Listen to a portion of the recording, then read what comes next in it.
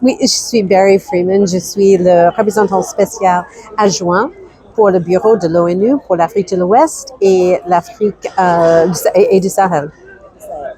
Vous venez de présider un panel de haut niveau portant sur la stratégie de la sécurité de l'eau et la diplomatie en Afrique de l'Ouest.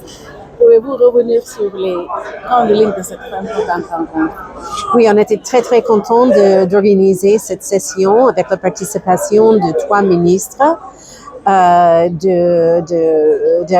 d'une représentante de Banque de développement de l'Afrique, de l'Union africaine, ainsi que des représentants de la société civile. Il faut vraiment faire l'accent sur la nécessité d'utiliser cette ressource vitale, l'eau, comme accélérateur pour le développement et pour la paix durable. Donc, au-delà quand même de cette session, comment voyez-vous la COP, les opportunités pour l'Afrique et les Africains? Je crois qu'il y a beaucoup d'opportunités, mais c'est une question de vraiment mobiliser le continent, utiliser les organisations comme l'Union africaine, les organisations au niveau régional, les parlements, les leaders locaux. Donc vraiment de mobiliser les pays afin de travailler entre eux et ensemble pour bien gérer cette ressource très très importante. On sait comment l'eau peut être aussi un facteur de stress sur le continent à cause de la scarcité de l'eau dans certaines régions. On a aussi le problème de changement du climat qui montre maintenant, on voit comment il y a de plus en plus des inondations, en même temps qu'il y a des sécheresses plus fréquentes. Donc, c'est une question, il y a dans beaucoup de localités trop d'eau ou un manque d'eau. Donc, pour vraiment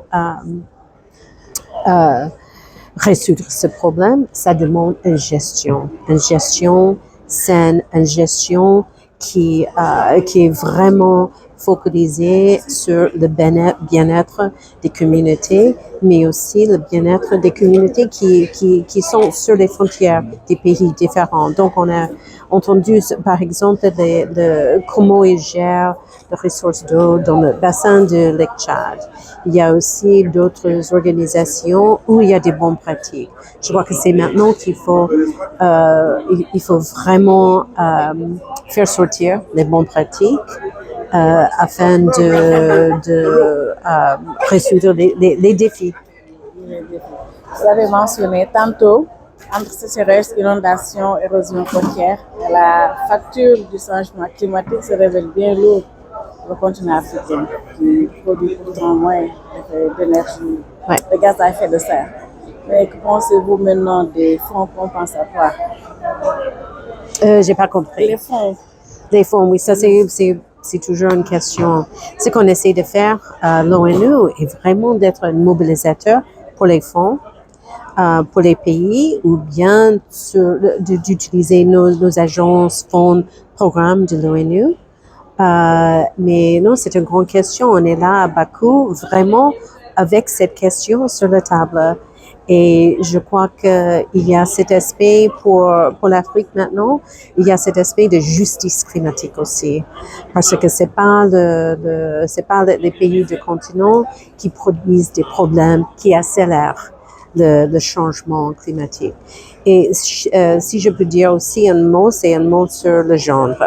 On avait la participation de quelqu'un de la société civile qui parlait davantage du rôle des femmes dans la gestion des conflits autour d'eau. Donc, c'est un appel à prendre en considération les expériences, les voix des femmes dans la gestion des ressources de l'eau.